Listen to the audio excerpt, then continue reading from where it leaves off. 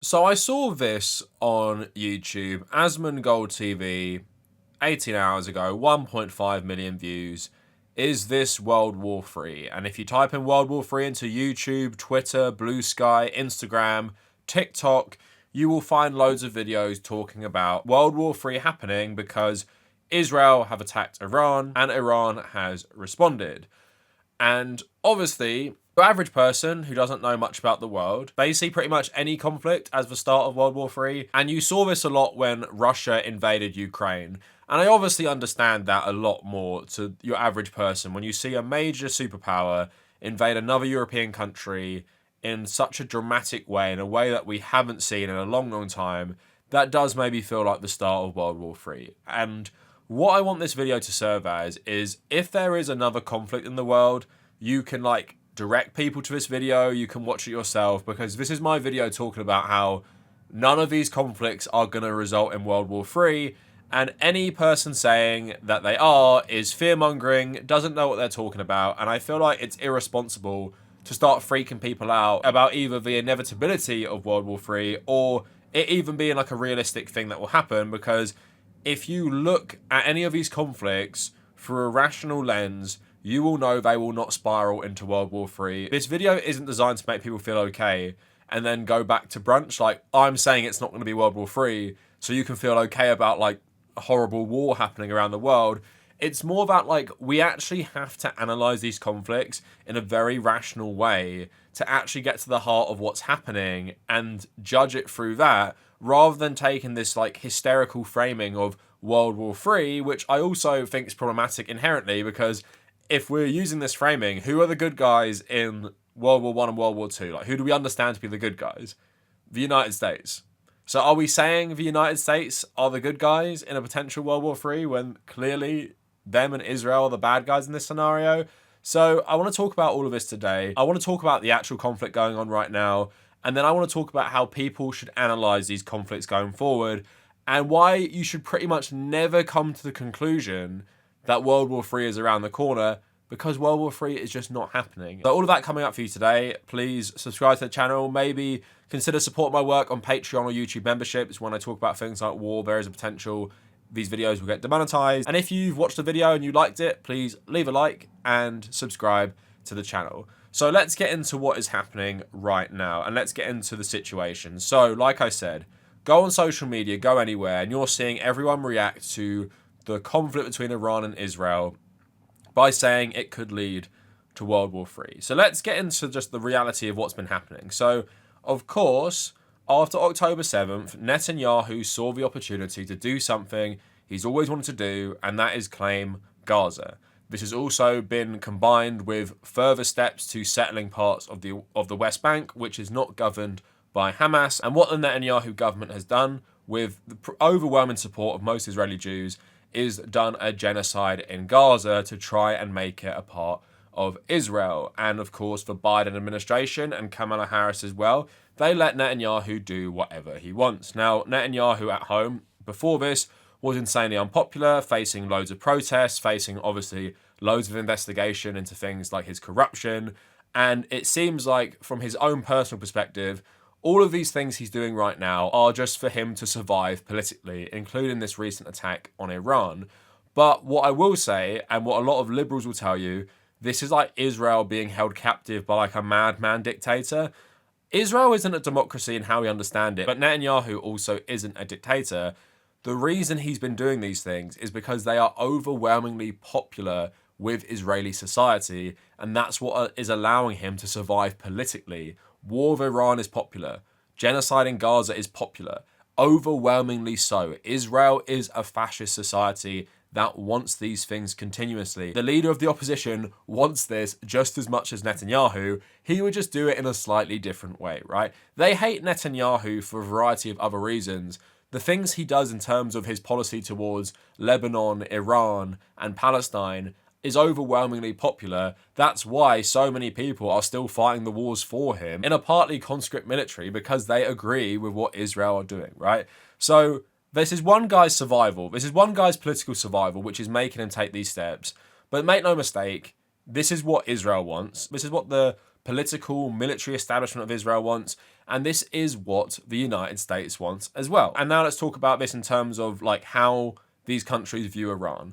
So the US and Israel have been very successful in the last 40 years in basically destroying any opposition to Western imperialism and to Israel's actions against Palestine. Of course, peace deals with countries like Egypt, the normalization of relations with various different Arab states.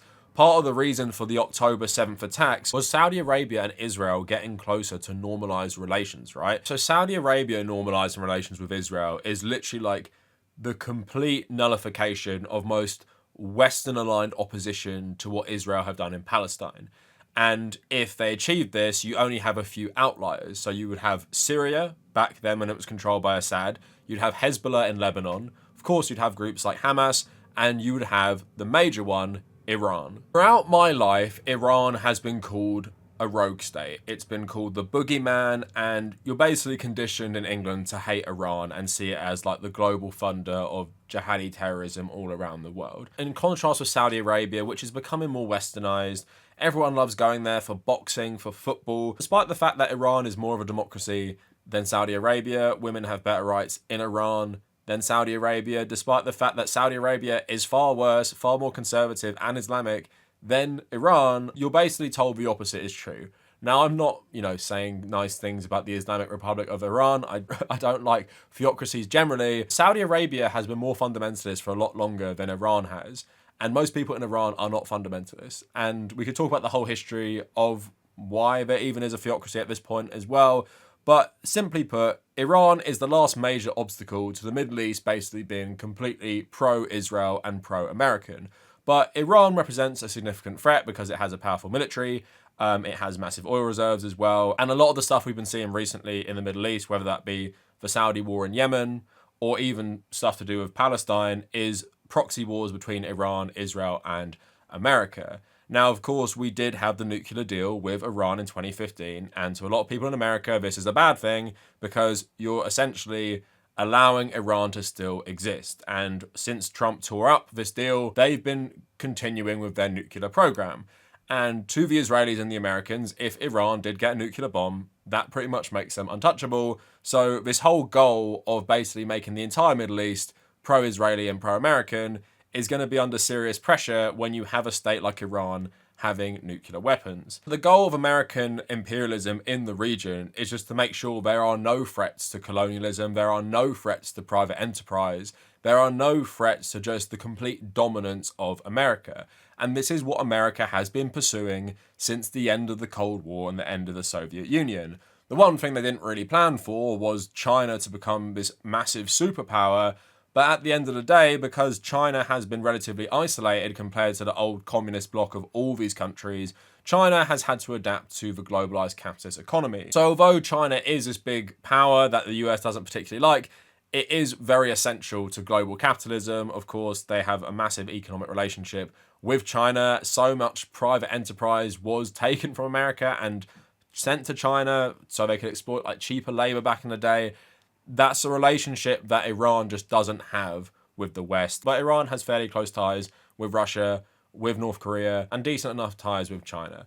So that is the overall US goal in the region. But also keep this in mind. If Israel invades Iran, for example, with US help, that's still not going to be World War III. It's going to be an absolute disaster. But again, you have to think about the incentives for other countries, right? So if we're talking about World War III, what do we even mean by that? So if we are talking about World War III, I assume people mean that it has to be a war between the USA and either China or Russia. I cannot see another scenario which results in World War III if these two aren't involved. You need the big major nuclear powers. And I've just explained to you what the goals of the US are in the Middle East. So how do Russia feel about that, right? So Russia's Middle Eastern ally, Syria, was overthrown. So they don't have that anymore. China aren't in the Middle East in a big way in terms of directly. So there's absolutely no incentive for Russia and China to directly get involved in a war between Iran and Israel or a war between Iran and the United States. And a war between Iran and Israel also won't even cause nuclear war because Iran does not have nukes in the first place. And I'm still very distrustful of Israel. I don't know if they would use tactical nukes, but I'm still thinking they wouldn't go that far. And even if they did, which would be the most horrific thing, obviously, a horrific crime in a long, long time, I don't think that would cause an actual World War III. Because to me, World War III is either nuclear Armageddon or it is a conventional battle between the superpowers and you have that threat of the nukes being involved. That's just not happening in this context. So when people start saying about World War III, you just have to chill. And I'm not saying you can't be stressed about conflict and war, but it's not going to be the end of the world. It's not going to be World War III. And I'm going to talk about this generally in terms of just geopolitics, because obviously, probably should have mentioned this a bit sooner, I did a master's in international relations. Not everyone would have the benefit of doing that, but it does provide you with a certain framework to view the world, which really helps you rationalize these different things. Of course, you do need the knowledge of the history of different countries, the politics of different countries. I'm not saying everyone can, understand that all the time, but we just have to keep things in mind. So the final word on the Israel-Iran stuff, I explained the motivations of Israel and the US, but for Iran, creating nuclear weapons for them would be the survival of the regime, the survival of their country as it exists today, and not being completely overrun by Western forces or maybe having their government toppled. Iran, I would say, don't have greater designs on the Middle East in terms of colonization. And Iran backing so many proxies in like Iraq, Lebanon, Palestine, it's all about undermining the war against them from the Western aligned powers to overthrow this government, right? So that's their interest. Despite the media framing, the Iranian interests are far more about survival than the Israeli interest. The Israeli interest is about colonialism and expansionism and eradicating all threats to the survival of the apartheid state of Israel. The US, obviously, their main interest is global capital. They want the whole Middle East singing to their tune, so it would be great if Iran would turn into some sort of Western oligarchy that is loyal to the United States like it was back in the 1960s. But this video isn't just about that conflict in regards to World War III. Let's expand it more and let's just talk about international relations theory. So you guys might have seen a guy called John Mersheimer going viral because he is a top realist international relations theorist. He's probably like the most famous guy in terms of international relations. Realism basically assesses the world and looks at states' actions, not based on things like emotions so much, just based on them all vying for power. A lot of leftists kind of don't like this, but I like this framing, but I just replace like general power dynamics more with like the pursuit of capitalism more so. And I think that generally makes sense to leftist understanding of the world, that when states do stuff, it's usually primarily driven by their national interests, which to me are largely driven by the pursuit of capital. We can talk about loads of other different things in terms of ideology, but I generally view it like that. And something that a lot of realists do better, I feel like, than others is we view most as rational actors. Now, a rational actor doesn't mean like the president of the country is a very rational person. It's more that you can assess their actions based on a pattern of usual self-interest, right? So if we look at Donald Trump, for example, a lot of people would say to you, that's not a rational actor. He's not rational. But we've seen in the first Trump administration how he acts in terms of foreign policy, and it was very much like Obama, and it was very much like the end of the Bush administration. So we can understand it in that way. And there's small little things like maybe overtures to North Korea, but generally it's quite predictable. And then we go to the second Trump administration, and the foreign policy is kind of the same. He brings over the anti-NATO rhetoric, the anti-European stuff, but generally business continues as usual. So Donald Trump's administration, at least, is a rational actor. The same with Kim Jong-un, right? Everyone gets sold that North Korea is crazy. He's crazy man. He's a crazy man. He's so unstable.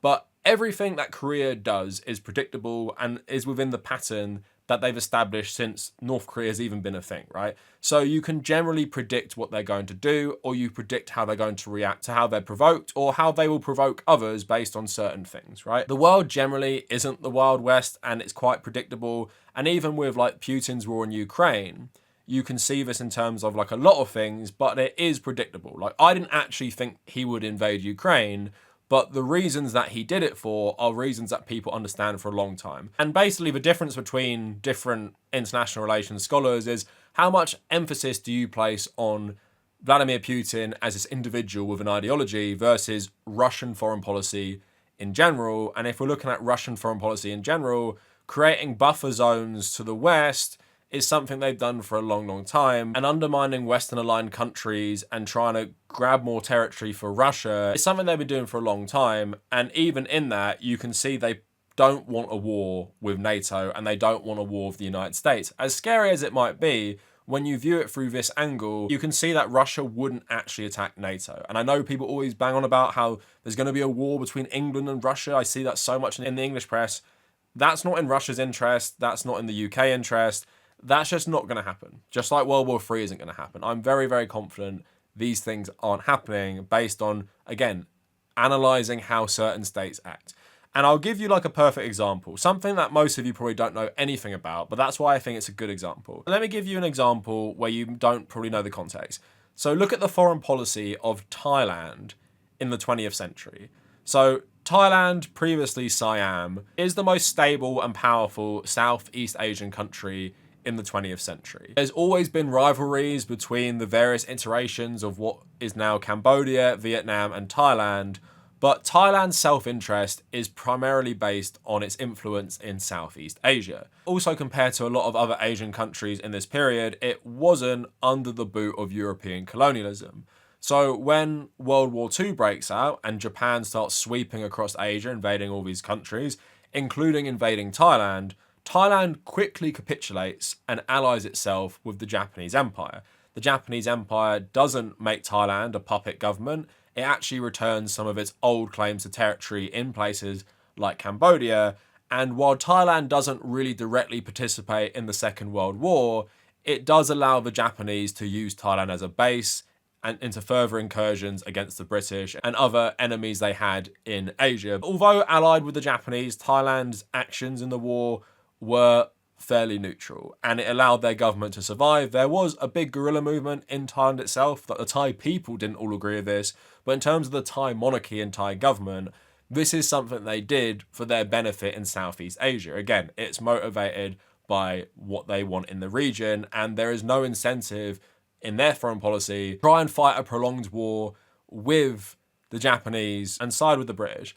But because of its stance in World War II, when World War II ended, Thailand didn't really get punished. Thailand didn't really do much. It was anti-communist, so it just allied itself with America and the anti-communist nations in Southeast Asia and East Asia in general. So obviously then, the US fight against communism in Southeast Asia was happily aided by the Thais, who were obviously cozying up to the powerful for their own interest in Southeast Asia, so they contributed to the war in Laos and the war in Vietnam for their own self-interest. And of course, Thai soldiers actually fought in these conflicts as well. America used Thailand to launch bombing campaigns in these places, and the Thai foreign policy was driven by their main goal of both keeping a stable government in Southeast Asia and expanding their power in Southeast Asia. So again, they backed the fascist government of Japan, then switched to the Americans because their main enemies in their head were the Cambodians and the Vietnamese. So obviously Pol Pot eventually overthrows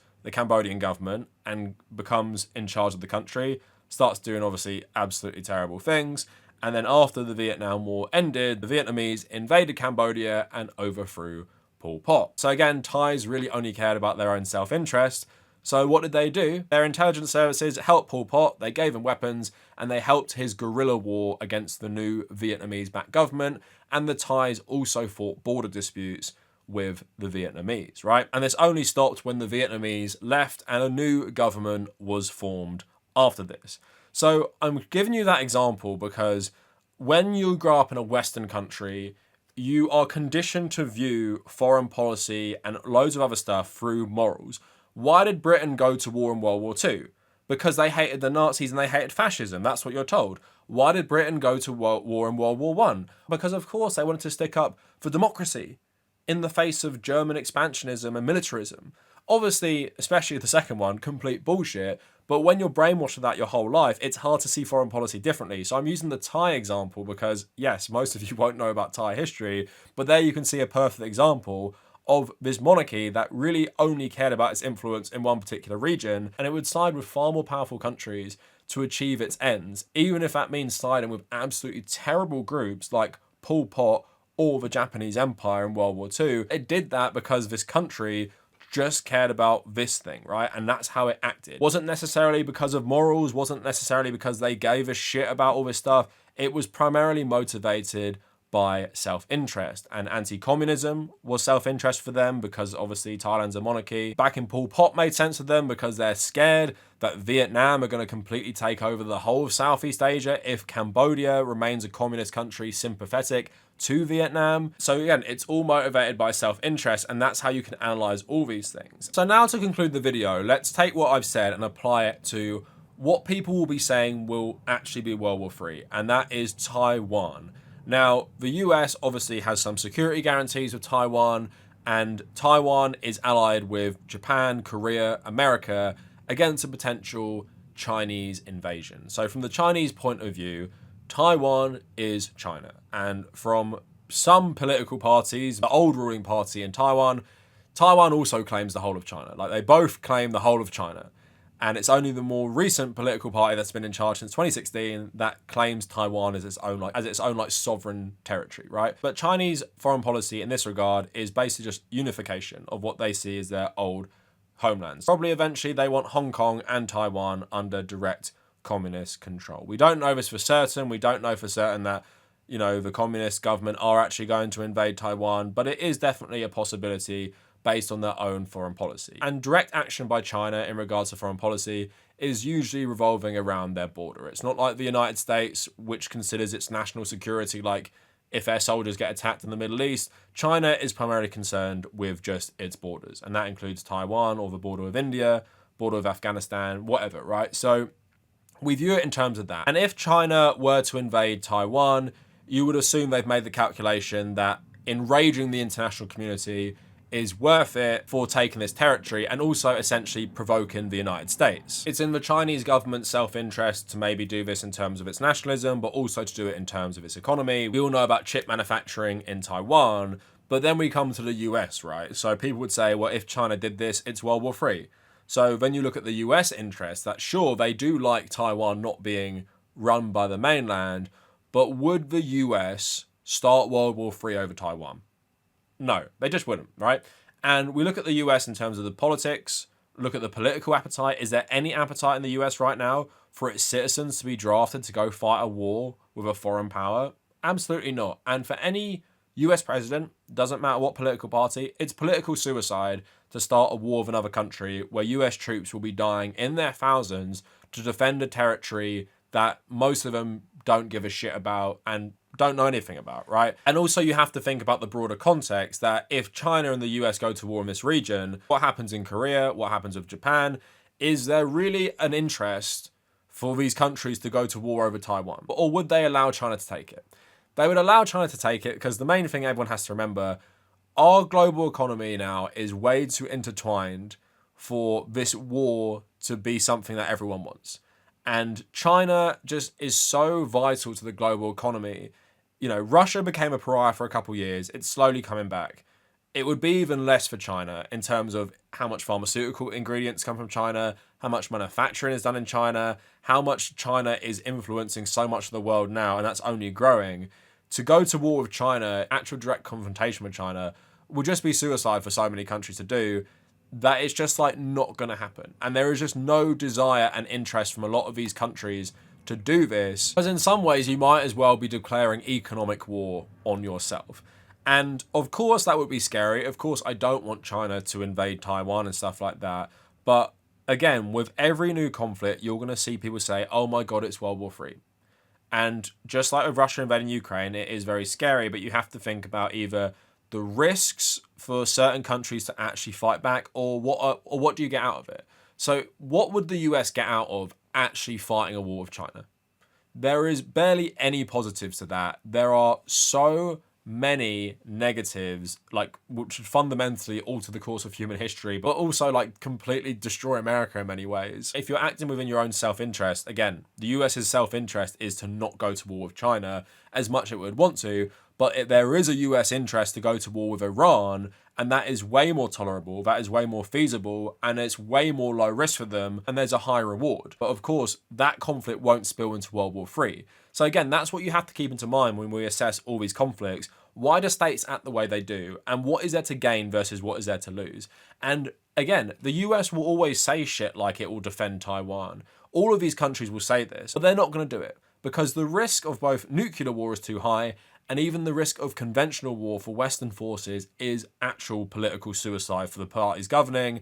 And if you actually go to war with a country like China, it is kind of like economic suicide in many ways. But the thing is, I'm really not saying anything new. There really hasn't been a risk of World War III for many decades now. And think about all the terrible hot wars we've seen, the US and Vietnam, the USSR and the communist government of Afghanistan versus the US, China, and the insurgents. Think of Iran, Iraq in the 1980s, hundreds of thousands killed. Think of the Iraq War, think of Afghanistan. Think of all of these things that have happened. World War III didn't occur, and World War III didn't come close to occurring. The last time I would say World War III came close to occurring was probably the Korean War. But even then, Russia didn't play as big a role, and they let China play a massive role, which didn't have nuclear weapons. So even in those days, it feels like there wasn't. I guess you could maybe argue stuff to do with Berlin in the 1940s between the USSR and the Western powers. That was as close as we got to World War III between two massive superpowers.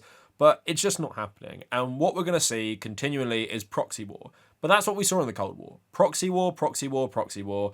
And it's going to get even smaller because these conflict zones are decreasing. And just how like nuclear weapons have basically ensured World War III hasn't happened, I would say the nature of globalized capitalism is another element now which is stopping World War III from happening.